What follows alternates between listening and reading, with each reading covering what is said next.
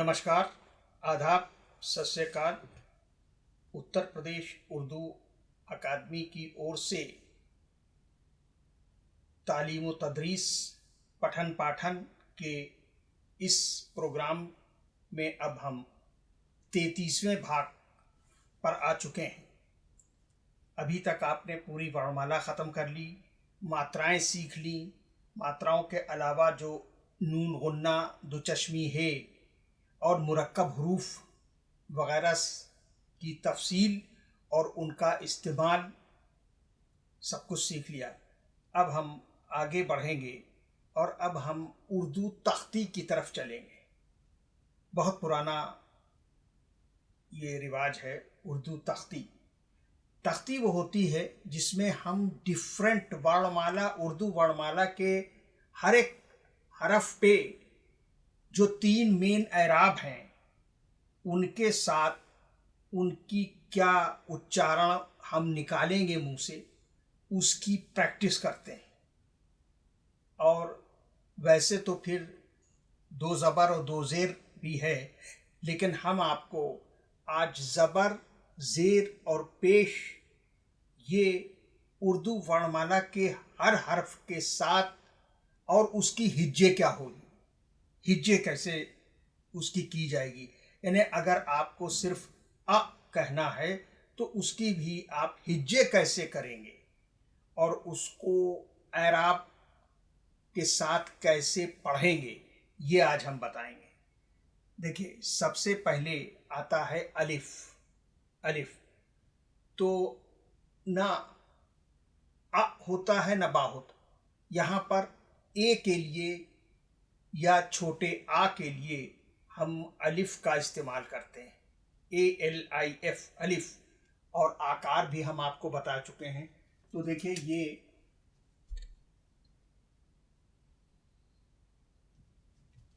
ये अलिफ है और अब हमको इसे छोटे आ में परिवर्तित करना है, या यूं कह लीजिए कि छोटे आ की आवाज निकालना है। तो ये तो अलिफ है, अब ये छोटा आ, तो इसके लिए ये होगा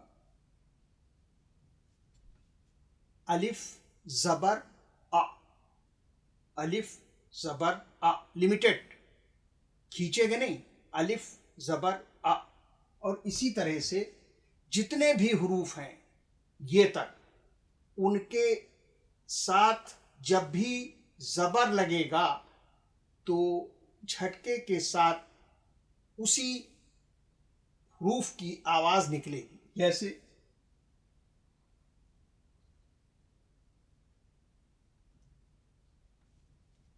बे जबर बा, बा नहीं, बे जबर बा। इसी तरह से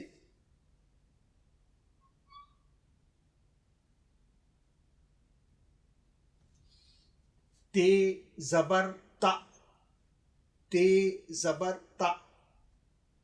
और इसी तरह से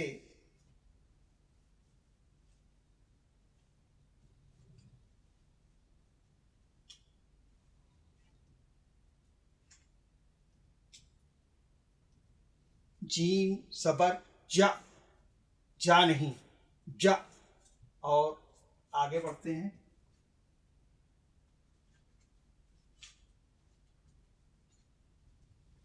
दाल जबर दा, डाल जबर डा। इसी तरह जिस भी उर्दू के जिस भी हर्फ पर आप ऊपर, और जबर हमेशा ऊपर लगता है, ऊपर जबर लगा देंगे तो उसकी आवाज झटके के साथ ऊपर की तरफ निकलेगी। यानी डाल जबर डा। अब इसी को अगर हम तोय लगा दें तो ये दाल डाल में बदल गया, और डाल के ऊपर जबर लगा दिया तो डा, डा। इसी तरह से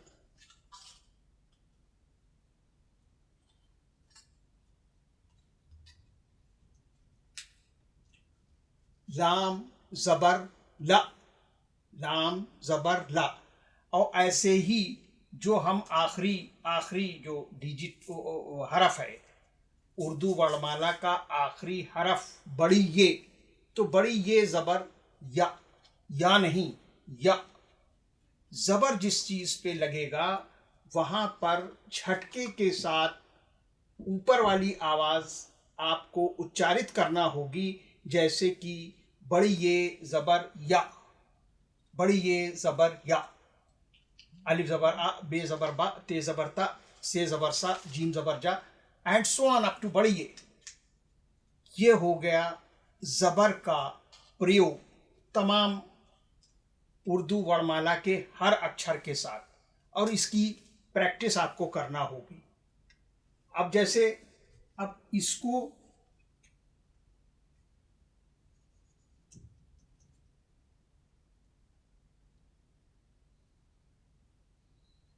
इसके साथ मिला दिया तो अलिफ बे ज़बर अब, अलिफ बे ज़बर अब।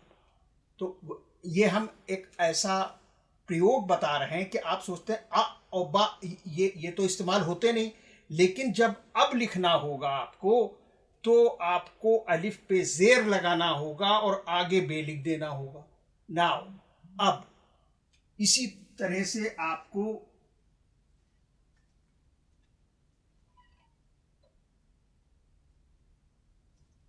व्हेन जब लिखना होगा तो आपने जे सिंबॉलिक जीम बनाया और उसमें बे मिला दिया। कैसे मिला दिया? लाइक दिस, जीम बे ज़बर जब, व्हेन जिसे कहते हैं। और देखिए ये बे का सिंबॉलिक है, पूरा बे नहीं है, बे का सिंबॉलिक। और इसी में देखिए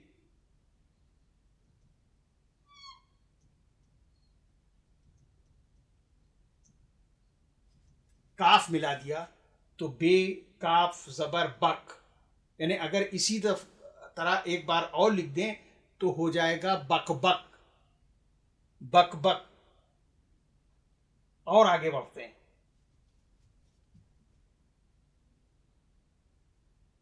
ये देखिए लाम का सिंबॉलिक, इसमें ते मिला दिया और ज़बर लगा दिया तो लाम ते ज़बर लत, लत होती ना, किसी को सिगरेट की लत, किसी को शराब की लत, तरह तरह की, किसी को मसाले की लत, तो ये देखिए लत। तो ज़बर का हालांकि अगर आप हरफ वाइज, लेटर वाइज आप ज़बर लगाएंगे तो वो सिर्फ आपके सीखने के लिए एक तख्ती का एक पाठ्यक्रम, मिनी पाठ्यक्रम होगा, लेकिन इसका यूज़ जब आप करेंगे और आपसे कोई, हालांकि है शब्द अब, लेकिन अगर कोई आपसे ये कहता है कि अब की हिज्जे लगाइए आप, तो आप कैसे लगाएंगे? अलिफ बे, ये देखिए ये मिला के देखिए, अलिफ और बे को मिला दिया, अलिफ बे ज़बर अब। देखिए जब भी पढ़िए, आपको अगर हिज्जे लगाना नहीं आती है तो आपका कंसेप्ट क्लियर नहीं है, इस चीज़ को समझ लीजिए। आप फिर से पीछे वाले, जो पीछे वाले हिस्से हैं उनका अध्ययन फिर से कर लीजिए। जब आप चाहे दो ही अक्षर क्यों ना हो, उनको शब्द के रूप में आप उच्चारित करेंगे और आपका ये उच्चारण सुनने के बाद जब कोई आपसे कहे कि नहीं इसके हिज्जे लगाइए, और हिज्जे अगर आप नहीं लगा पाते हैं तो समझ लीजिए कि आप उर्दू सीख नहीं पाए हैं। हालांकि दो ही अक्षरों का एक शब्द है अब, लेकिन अगर उसकी हिज्जे आपको नहीं आती है तो कंसेप्ट क्लियर नहीं है टिल नाउ, चाहे वो आप 31वें 32वें भाग पे क्यों ना आ गए। तो इसलिए अपनी टेस्टिंग स्वयं भी करते रहिए, और दो अक्षर ही क्यों ना हो उसकी हिज्जे लगा लगा कर पढ़िए और उसकी हिज्जे लगा लगा कर रटिए। अब देखिए ये देखिए इतना हिस्सा ये जीम है और उसके आगे बे है, तो जब आपसे लिखने को कहा जाए तो आप ये लिख तो देंगे जब, लेकिन जब आपसे कोई कहता है कि नहीं जब की हिज्जे लगाइए, तो आपको कहना होगा कि जीम बे ज़बर जब, व्हेन। या ये देखिए लत, ये इतना हिस्सा लाम का सिंबॉलिक और उसके आगे ते, लाम के सिंबॉलिक में ते को जोड़ दिया, किसैराब की मदद से जोड़ दिया, ज़बर की मदद से जोड़ दिया। तो लाम को जब ते में ज़बर की मदद से जोड़ा तो हिज्जे क्या हुआ, लाम ते ज़बर। तब आप उस शब्द का उच्चारित करिए जो उन दोनों को मिला के बना है, लाम ते ज़बर लत। अब ये देखिए बे काफ ज़बर बक, यानी अगर इसी को आप फिर से एक बार लिख दीजिए तो हो जाएगा बक बक। अब हम आपको पढ़ाते हैं जेर, एक एराब होती है। जैसे ये ऊपर ये देख रहे हैं, लग रहा है 45 डिग्री का एंगल लिए हुए एक मिनी डैश, अगर ये ऊपर लग रहा है तो आप समझ लीजिए कि ये ज़बर है। लेकिन अगर यही 45 डिग्री का डैश इसी शेप में किसी अक्षर के नीचे लगता है, किसी हर्फ के नीचे लगता है, तो वो छोटी ई की मात्रा की आवाज प्रोड्यूस करेगा। कैसे? अब देखिए इसी में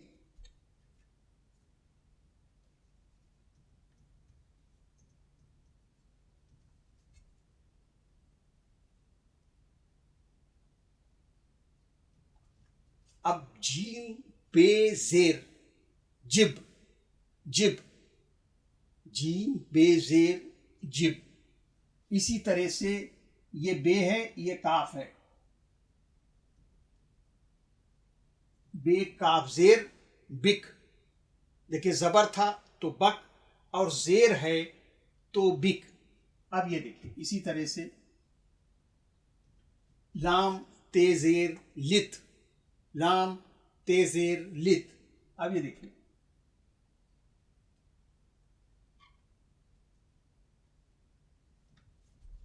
ज्वाद का सिंबॉलिक, ये ज्वाद का सिंबॉलिक, पूरा ज्वाद नहीं, ज्वाद का सिंबॉलिक है ये। इसी में आपने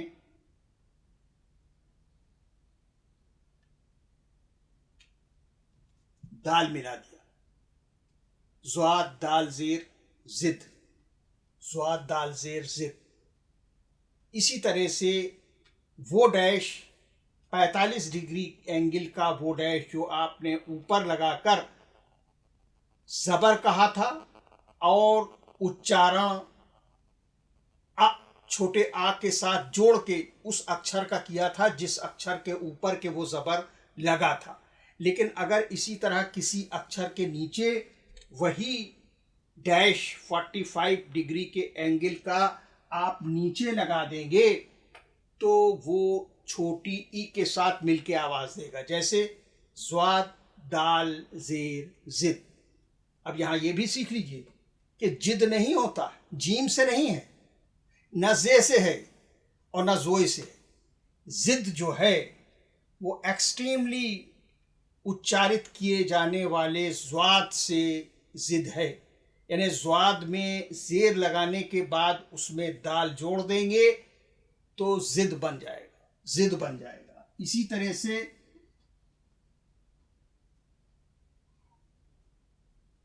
ये देखिए ये तोय है और उसके आगे बे है। अब इसमें अगर आपने ये तोय बेजेर तिब, यूनानी प्रोसेस ऑफ ट्रीटमेंट को, इलाज के यूनानी प्रोसेस जो होता है उसको कहते हैं तिब। तिब ते से नहीं होता है, तिब तोय से होता है, तिब तोय से होता है। हम आपसे पहले भाग से ही निवेदन करते आ रहे हैं, ये गुजारिश करते आ रहे हैं कि आप अखबार पढ़िए, उर्दू का अखबार भले ही आपको वो लिपा पुता समझ में आता हो, लेकिन उस पर ध्यान दीजिए। आप ज़रूर शब्द निकालने लगेंगे। जब हम यहाँ क्लास लेते थे, अभी तो फ़िलहाल कोविड की वजह से बंद हैं, तो दूसरे तीसरे हमारे जो शिष्य थे, जो हमारे स्टूडेंट्स थे, वो अपने आप उस अखबार में से कम जो मोटी मोटी हेडिंग है उसमें से काफ़ी कुछ पढ़ पाने में समर्थ हो जाते थे। आप भी ये तमाम पहले हिस्से से लेके चलिए, और जब तक आपका कंसेप्ट क्लियर नहीं होता है आप बार बार उसको रिपीट करिए, सब्सक्राइब कर लीजिए, और सब्सक्राइब करने के बाद बार बार वो वाला हिस्सा दोबारा खोल के देखिए जिस हिस्से में आप अभी कच्चे हैं। तो ज़बर हो गया, ज़ेर हो गया। अब आते हैं पेश पे। पेश पे आपने हिंदी में छोटा उ देखा होगा, छोटा उ साक्षात भी देखा होगा, और छोटे उ की मात्रा के रूप में आपने वो लाइक दिस, ये छोटे उ की मात्रा है। लेकिन उर्दू में इस चिन्ह को पेश कहते हैं। पेश, जैसे कहते नहीं भाई ये चीज पेश किए, तो ये भी ऊपर लगता है, अक्षर के ऊपर लगता है। जैसे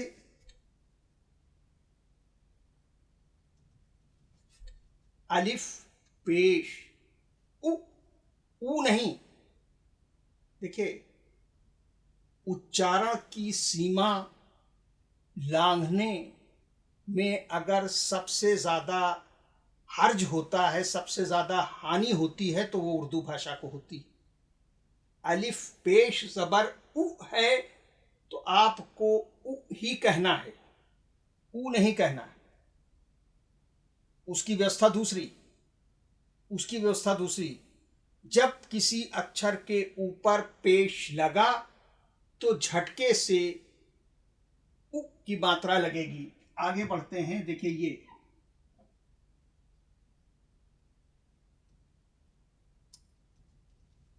बु, बे पेश बु।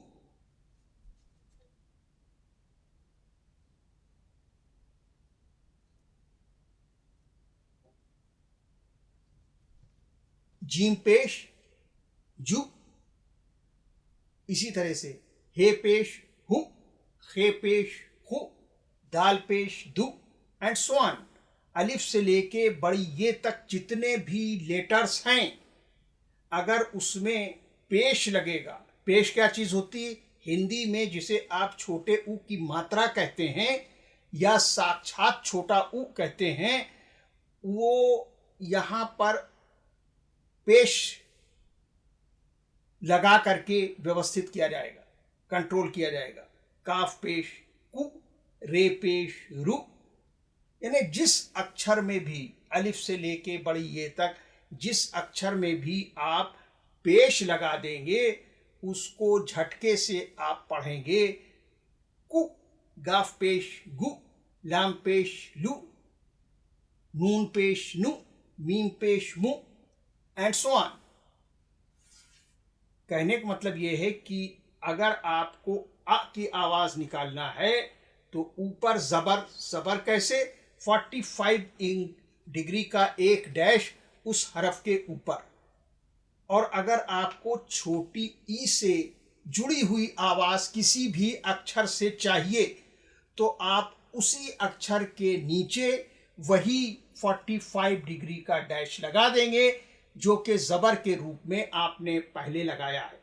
तो अगर अलिफ ज़ेर, यानी वही डैश नीचे लगाया और उसको बोला हिज्जे में ज़ेर, तो अलिफ ज़ेर ई, जीम ज़ेर जी, रे ज़ेर री, पे ज़ेर पी, ते ज़ेर ती, and so on up to बढ़िए।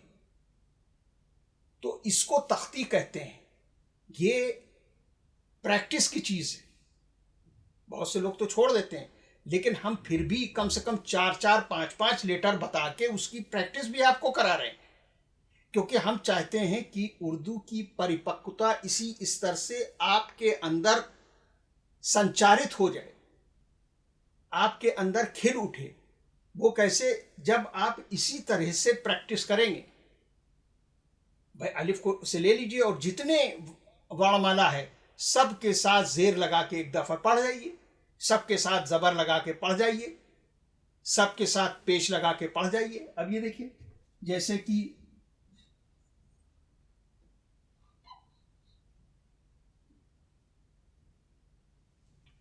सीन पेश सु, रे पेश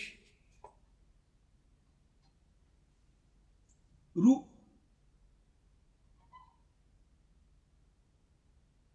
फे पेश फु, और ये देखिए काफ पेश हु एंड सो ऑन, बड़ी ये तक। लेकिन इसकी भी बाकायदा आप अगर अपने उर्दू में फ्लो और सही तलफ़्फ़ुज़ की क्वालिटी निहित करना चाहते हैं, उसमें पिन्हा करना चाहते हैं, तो फिर आपको हरफ वाइज ज़ेर ज़बर पेश लगा के इस तख्ती को भी न सिर्फ लिखना होगा बल्कि बोल बोल के लिखना होगा और इसकी प्रैक्टिस करना होगी, ताकि आगे चल के इमारत लड़खड़ाए नहीं और आप उर्दू में साथ ही साथ परिपक्व भी होते चलें। कोई ऐसा तरीक़ा नहीं होता कि पहले पढ़ लें और फिर बाद में परिपक्वता को लेके जो कुछ सीखना होगा सीखेंगे। परिपक्वता उसी को मिल पाती है जो साथ ही साथ जो बिल्कुल अर्ली के लेसन्स हैं उनके साथ साथ अपने को गंभीर रखता है और उसको हर एंगल से न सिर्फ एब्जॉर्ब करता है बल्कि रट रट के उसकी प्रैक्टिस भी करता है, तब जा कर के वो क्लियर होता है।